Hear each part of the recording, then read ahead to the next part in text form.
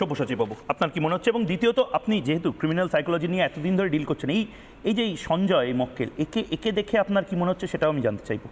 এটা কি একজনের পক্ষে সম্ভব? স্যার তো বলে দিলেন একদম সম্ভব নয়। হ্যাঁ দেখো, আমি শুধু জাস্ট একটু আপনাকেই একটু জাস্ট সাপ্লিমেন্ট করার জন্য বলছি, এই ছেলেটি নাকি কুস্তিগির, এই ছেলেটি প্রচণ্ড পাওয়ার ছিল সেটাও বলা হচ্ছে, কিন্তু এই ছেলেটি গলা অবধি মদ খেয়ে এতগুলো কাজ করে ফেললো।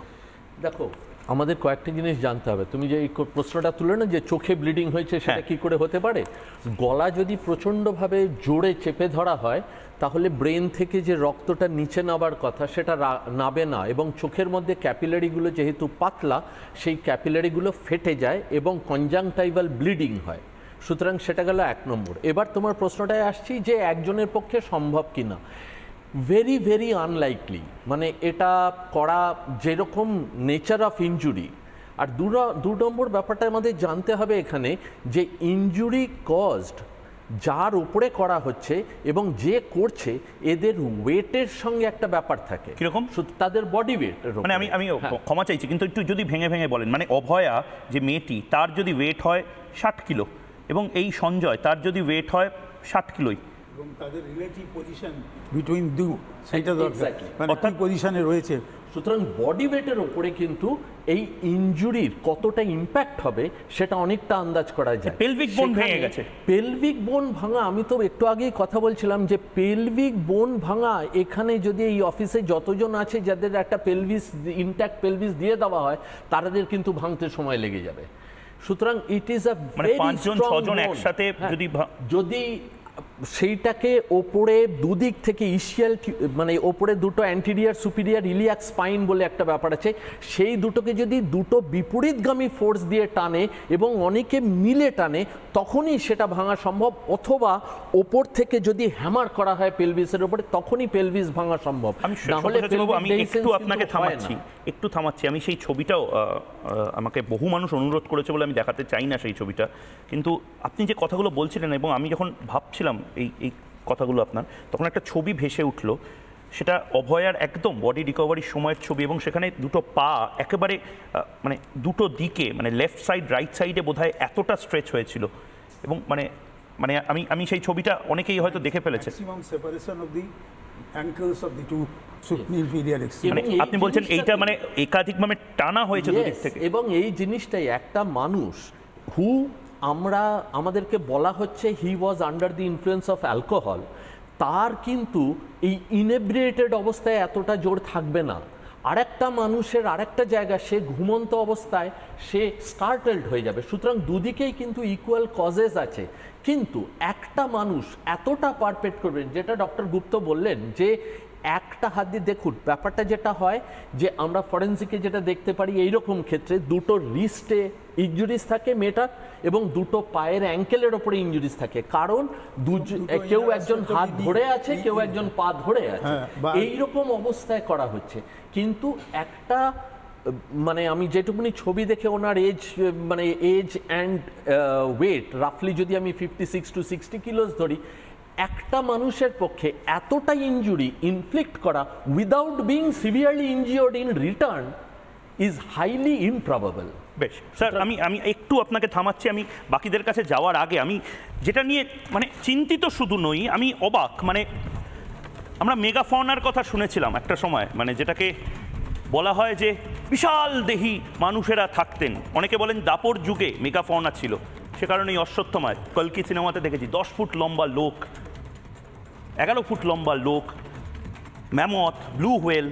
সেই জমানায় বোধহয় আমাদের ফিরে যেতে হবে, কারণ যে খাওয়ানো হচ্ছে, আমি একদম বলছি খাওয়ানো হচ্ছে যে তত্ত্বটা, একটা লোকই এমনভাবে মুখ চাপলেন, চোখ দিয়ে রক্ত বেরিয়ে যাচ্ছে, নাক বন্ধ করে দিচ্ছে, সেই এমন শক্তি দিয়ে দুটো পা টানলো যার জন্য পেলভিক বোন ভেঙে গেল, সারা গায়ে ক্ষতবিক্ষত করা হলো।